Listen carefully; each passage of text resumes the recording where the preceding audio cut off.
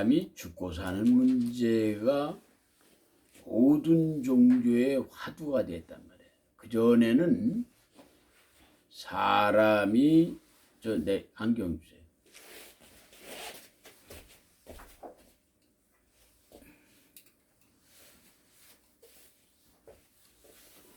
사람이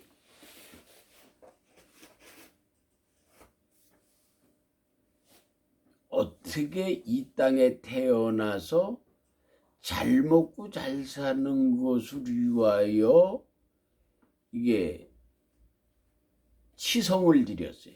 우리 어렸을 때만 해도 선앙당이라는 데가 있어가지고 그 선앙당에 가면은 이 소지, 소위 말하면 얇은 문창호지를 한지를 소지로 만드는, 그러니까 붓을 쓰는 거는 화선지라고 그러고 그림이나 그린 건, 나머지는 그걸 뭐냐면 더 얇게 해가지고 그 문창호지를 태워서 그 이름을 불러가지고 소원을 해가지고 후 불어가지고 그게 날로 올라가면은 일이 잘 되고 출세한다고 믿었고, 그렇지 않고 땅에 굴러 떨어지면은 좀 재운이 악재가 끼었다 그래가지고 뭐 무당 신굿도 하고 난리를 쳤던 그런 어린 시절이 우리가 살았어요.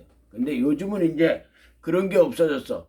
그런 게 없어지고 과학 문명이 발달하니까 사람이 그런 게 어디냐 이제 그렇게 하는데, 이제 종교가 그 다음에는 그 옛날부터 본질적으로 내려온 문제는 사람이 죽고 사는 문제에 대해서 크게 생각을 했었단 말이에요.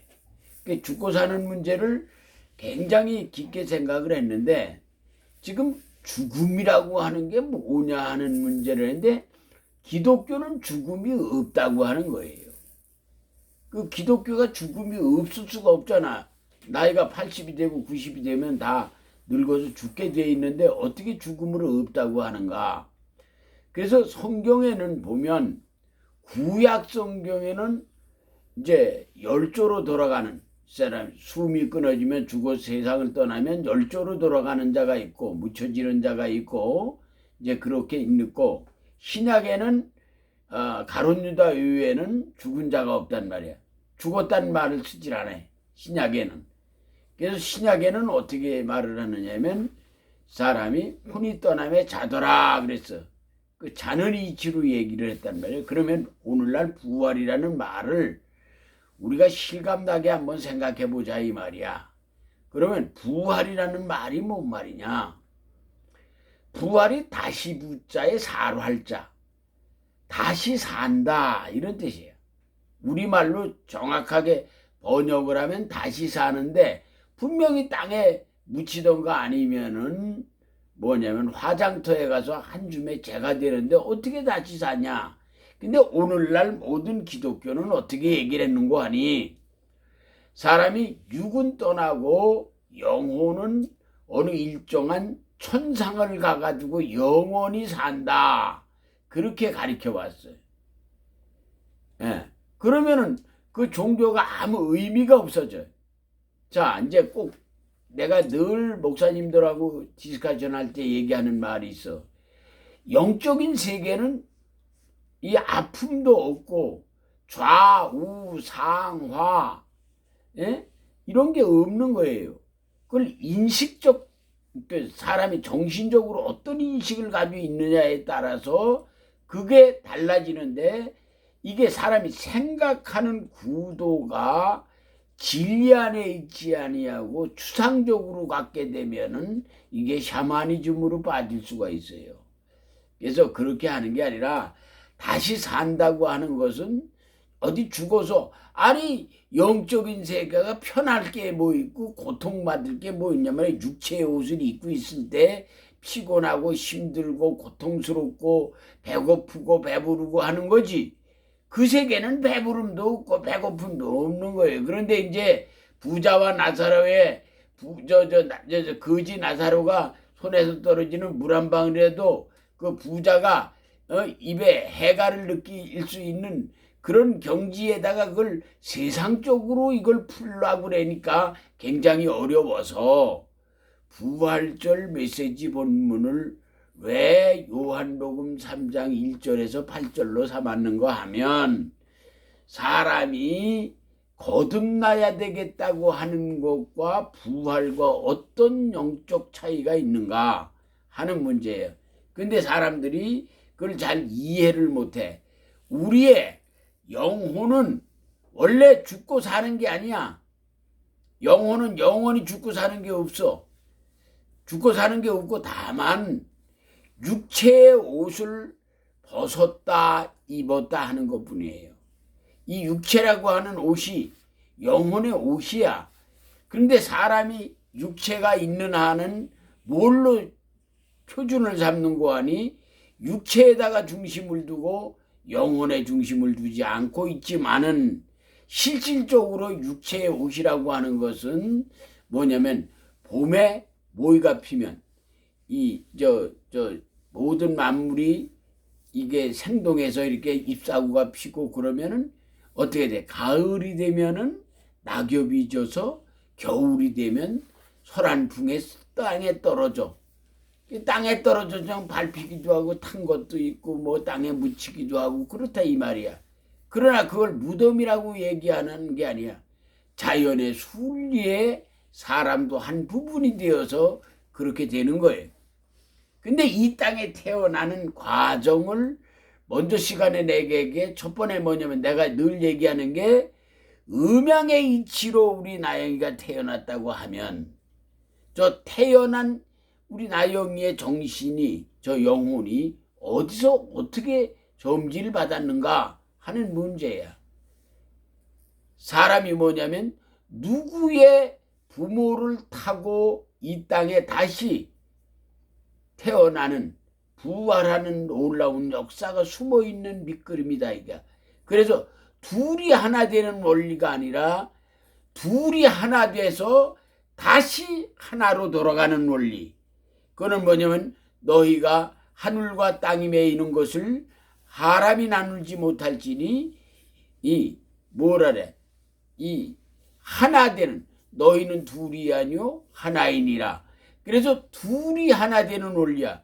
음양의 이치가 하나로 돼서 생명의 싹튀움이 일어나는 것처럼 뭐가 돼? 사람 역시 뭐가 되는 거야? 둘이 아니라 하나가 되는 이치처럼 영혼도 그와 같이 육체와 영혼이라고 하는 양립적 이 두 개가 성립돼 있지만은 결국은 떨어졌다 붙었다 떨어졌다 붙었다 하는 거예요. 부부지간에 이게 남남으로 만났다가 다시 하나 됐다 다시 세상을 떠날 때는 다 각자가 떨어져 나가. 소위 말하면 나무 위에 뭐가 잎사구가 떨어져서 붙었다 떨어졌다 하는 것처럼 새로 나면 그 묵었던 그 잎사구가 떨어지듯이 우리 인간이 다 그런 거다 이 말이에요. 네. 그 이치를 잘 이해를 못해서 사람들이 자꾸 그래. 이거를 불교적으로 얘기하면 윤회란 말이야. 돌고 돈다 이 말이야. 근데 이게 뭐냐면 기독교적으로 그런 얘기를 하면 이단이라고 그래. 그게 뭐냐면 다시 사는 이치는 영혼의 오리지널을 두고 육체의 가리지널이 뭐냐면 우리의 육체라고 하는 게 우리 영혼의 옷이나 마찬가지예요.